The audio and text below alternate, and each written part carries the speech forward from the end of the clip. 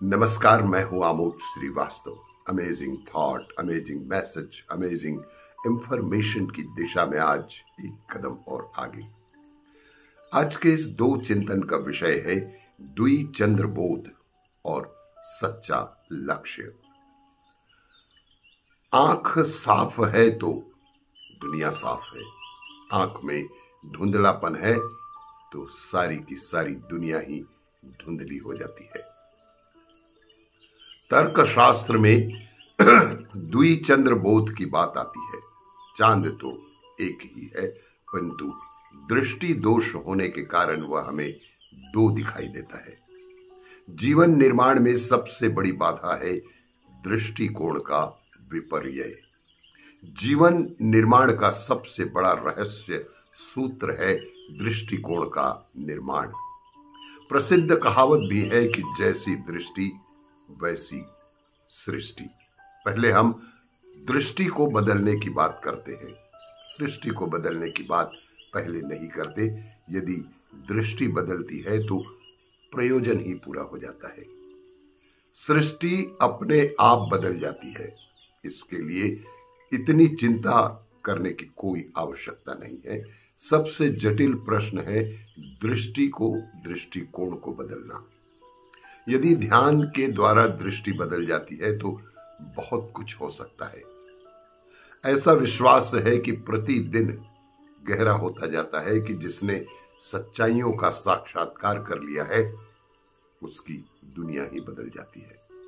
जिसने सच्चाई का साक्षात्कार नहीं किया है वह हजारों बार दुहाई देगा पर बदलेगा नहीं। सबसे बड़ा प्रश्न है सत्य का साक्षात्कार। दृष्टि बदलने का अर्थ है सत्य का साक्षात्कार होना।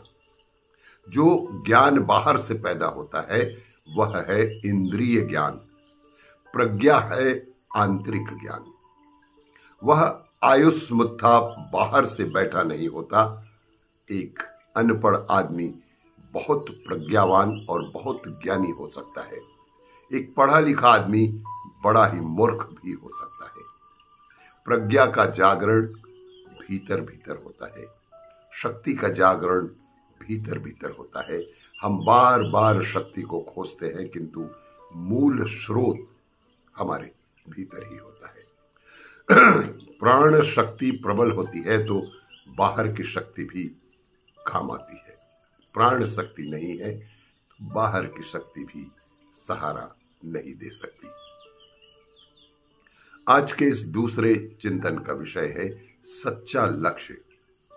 जीवन के हर दिन को आप सुखद बनाना चाहते हैं, लेकिन हर दिन आपका कैसा सुखद बनेगा इस विषय में अगर आप सोच विचार कर रहे हैं तो सद्गुरु श्री मधुसूदन साईं के बताए आध्यात्मिक मार्ग पर चलना ही चाहिए।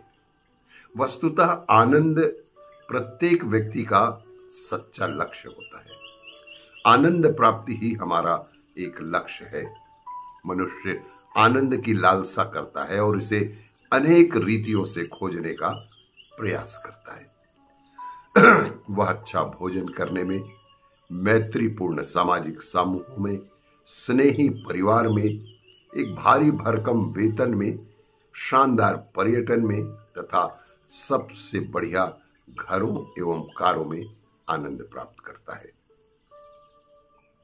फिर भी अपनी आशा के अनुरूप प्राप्त कर लेने के उपरांत भी उसकी प्रसन्नता स्थायी नहीं रहती है। जीवन के उतार चढ़ाव उसे बार बार झकझोरते रहते हैं, चाहे वो खाना हो, सोना हो, खेलना हो, प्रार्थना करना हो अथवा कोई भी कार्य करना हो।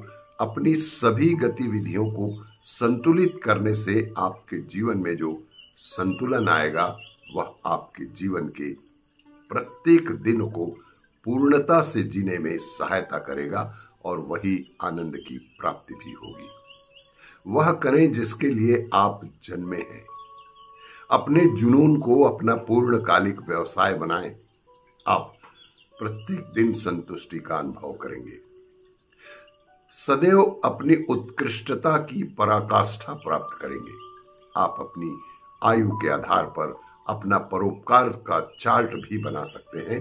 परोपकार का आपकी वित्तीय व्यवस्था में एक अंश अवश्य होना चाहिए, क्योंकि केवल इसका समावेश ही आपको अद्वितीय संतोष और आनंद की अनुभूति प्रदान कर सकता है।